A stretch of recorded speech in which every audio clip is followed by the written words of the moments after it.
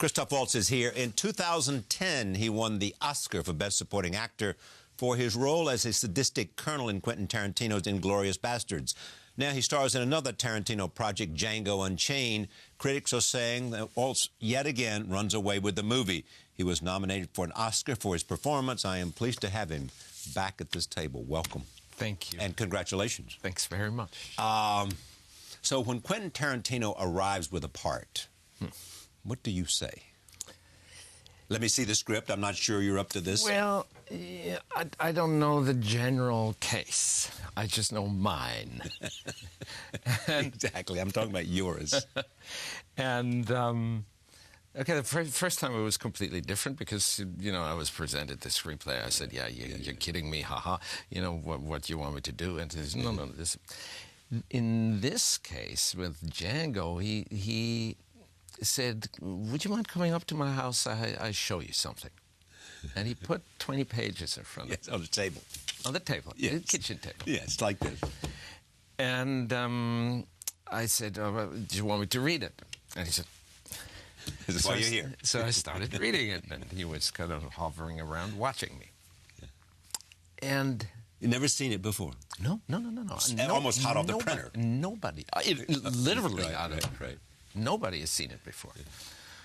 So I read this, and, you know, bottom of page 1, it kind of, I start to get an inkling, and the top of page 2, I kind of feel he's trying to tell me something. Yeah.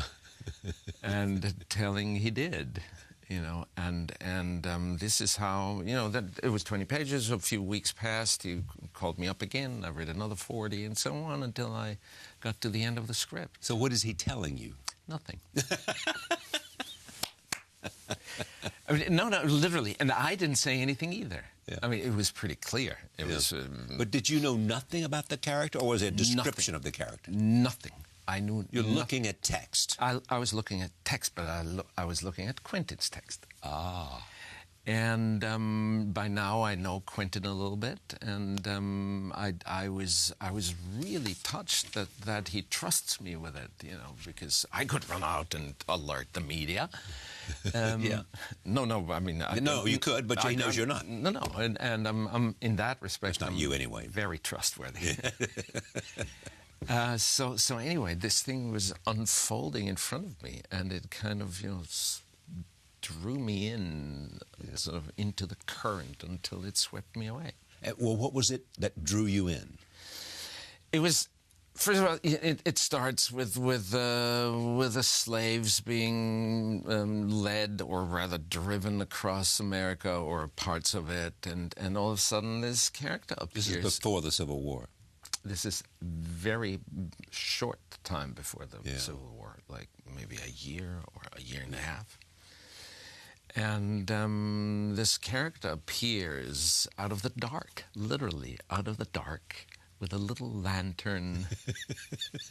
So a little light dances through the dark, and from then on, everything changes. When did he offer you the part?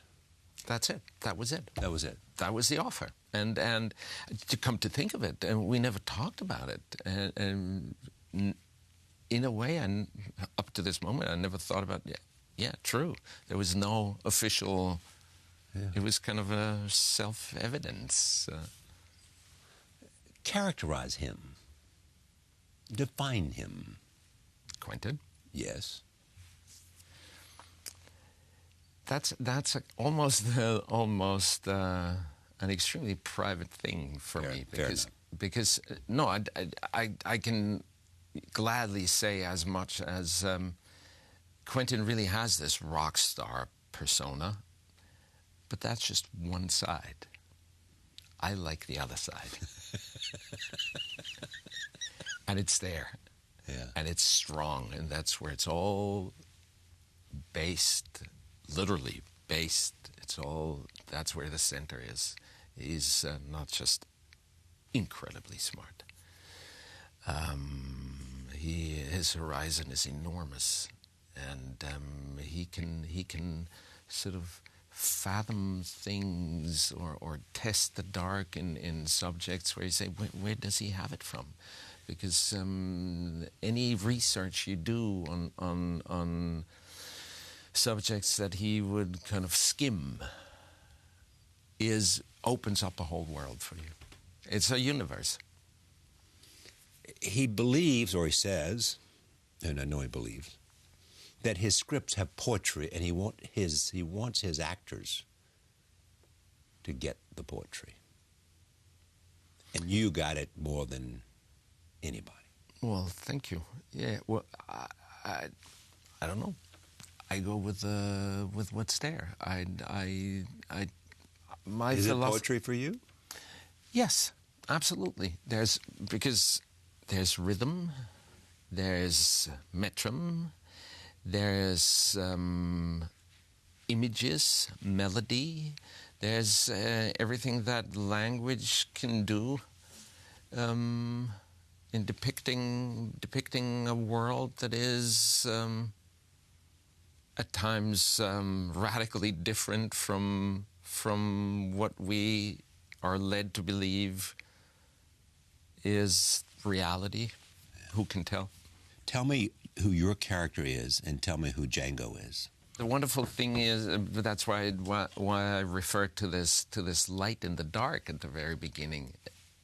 In a way, that's what this character is. He brings a light in the dark. A little light into the dark. And, if this light is passed from one to the other, it enlightens the area around it. And I think this was the objective of my character. Whereas Django was the person living in the dark and taking on the light, in a way. And so you two come together. Yeah. To do what? To first find 3 criminals that my character is hunting as it turns out, a bounty hunter. Mm. And once that's done, to go and liberate Django's wife. Roll tape. Here's a clip. Just tell me about that scene. I just noticed something that I hadn't noticed before, or at least not as strongly. What I really, really liked about my character was Django says, "What's a bounty?" And he doesn't say, "You don't know what a bounty is?" Yeah. He says, the question was, "What's a bounty?" He says, "What a bounty is." What's a bounty? He tells me what it is. Yeah. Now, you like that because it's just... I like it because this is really sort of the quintessence of this whole relationship. Yeah. This is somebody who comes over from Europe for possibly very interesting reasons, given the fact that we're talking about 1858, 1859, and 10 years prior to that, a lot of interesting things happened in Europe, meaning social upheaval, revolution, and bloodbaths to thwart that revolution and all that. A lot of people had to flee. A lot of people came to America. It was, and to the north, of course, because it was a haven for people escaping oppression and seeking freedom. So that this person would import that traditional, not traditional, but by then having established itself, enlightened view of the world to a very unenlightened area of this planet or this country. And that's... Okay. Mannerisms, voice, sort of presence. Is that 99% the acting skill, or is that a lot of that was the character you read from the text? Actually, all of it is the character you read that I from read. The text. Yeah, all of it. So you read something from the text and you said, "I know exactly what to do." You didn't sit there and say, "I've got this character. I know he does these words. How do I best..." No, I have no clue. I have no clue what to do when I read this. I see what I do as translating text into action, and in order to do that, I try to find out what it is, not how to do it. I find that how am I going to do it question, or it all depends on how you do it. I find that not only pretty boring, I find it in a way futile, because that's not how the virtuosity of your craft is not really what's required in telling a story. It might help once in a while when you get into a tight corner, but it's in a little bit. We get that with pianists or violinists a lot, that they are technically perfect. Right. And, you know, even musically on an enormously high level and all that, but it's virtuoso and doesn't go beyond that. I wish I would hear one of the great pianists make a mistake once. I don't want to know that they practice a lot. I want to know how they feel about the music they're playing. Yeah, give you an insight into the music. Yeah, into the music, not into their technical abilities. And the same thing is true for acting. You want to give an insight into the story that's intended, and not into your technical abilities, or mostly vanities, or whatever you're proud of. How does he direct? Is he there? Is he, you know, or by the time you hit the stage, what you are doing is, in a sense, executing his plan? Well, I think he has a very concrete plan, and then he goes with a performance. And he abandons this plan willingly, and sometimes even happily, if the performances lead him somewhere else. That doesn't mean that he does not have a plan. He lives within this story for you know, really starting from when he puts pen to paper. And he literally does put pen to paper when he starts writing a movie. I know, I've watched him. After Inglourious Basterds, or on that performance, you had this wonderful quote, which you said, Quentin gave you back your career. What did you mean? Actually, correct me as you may. I'm sorry. It's a little. I don't mean to be, you know.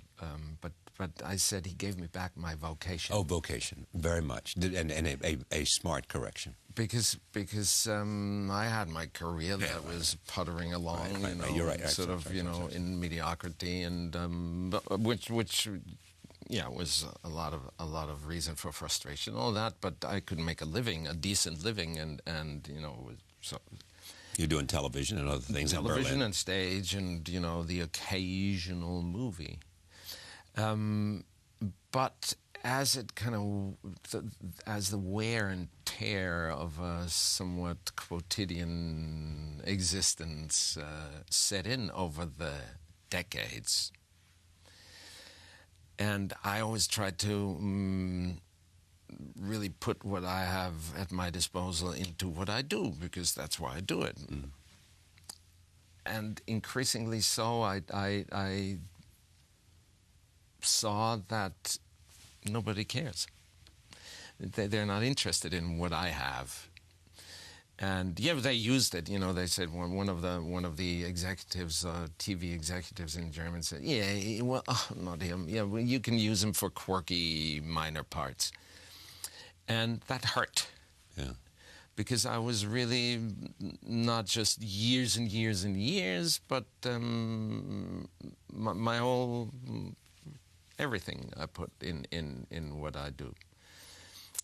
So I tried to get my own stuff together, started writing, started directing, movies falling apart for the same reason. Why would he direct? You know, he can make a living as an actor.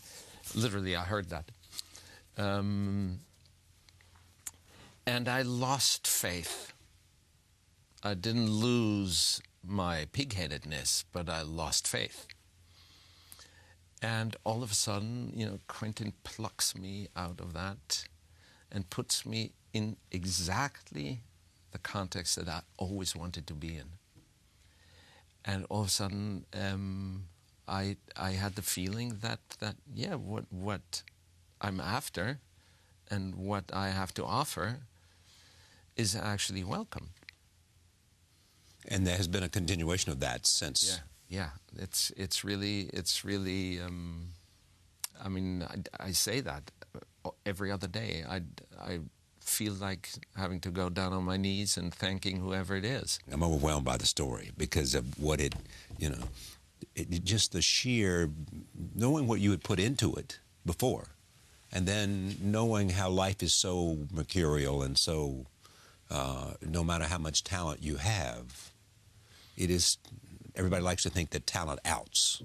I had an extraordinary meeting about 35 years ago. Yeah. With Jean Dalrymple. Yeah. Jean Dalrymple was a producer, and she produced all the original Roger Hammerstein on Broadway. And she was an old lady when I met her, through a friend. And she stormed into the room and sat down on the chair in front of me, and her feet weren't even touching the floor. She was tiny. And she said, "So, you're an actor?" I said, "Oh, yeah." And she said, "I can see right away that you are a fabulous actor." And I was completely flattered because I was like 20, I don't know, 2. And someone actually could see it in me without me doing anything. And then she said, "But let me tell you this. Nobody gives a shit. The only thing that matters is who do you know and who don't you know." So that was really an eye-opener, because she said it in this very, very honest but amicable and approachable way. She kind of broke it down into digestible bite size for me, because, a young actor full of verve and ambition, to be told, who cares whether you're talented or not? It depends on who you know and who you don't know. Yeah. And she was right. She was right. Now I know Quentin. Now you know Quentin. That is exactly the end line of that story, isn't it? Now I know Quentin. But it's also a whole range of other people too who've played a role too, who come in, who understand, and who contribute to this kind of thing that make Quentin who Quentin is. Yeah, true. No, yeah. That's what in the end makes a culture. Yeah. It's amazing to me. So when you look at where you are, what are the choices you have to make? There are geographical choices to be made. You still live in Berlin? Well, I kind of fluctuate now and then. Given the 10,000 miles in between, it's an arduous endeavor. But then there's a choice. Do I bring my family to the U.S., which most probably will happen sooner or later? But what does that do to family life, to my daughter, who would love it, but I'm not sure that she would love it for the reasons that I would love it for. I have a friend who moved back to the United States, and he was very worried about how his kids would adopt, having lived in France for 6 or 7 years. Now they were like early teens. And he was worried to death that they would adopt to the United States. He said to me, it took them 30 seconds. Yeah, exactly.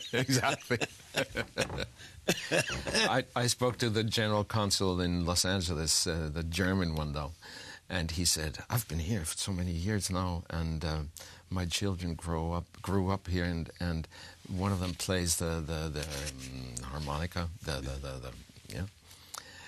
And then one day she was practicing, and she was practicing America the Beautiful. I knew it was time to go back home." That's great. Congratulations. Thank you. It's always great to have you here. Thank you so much. Thank you very, very much.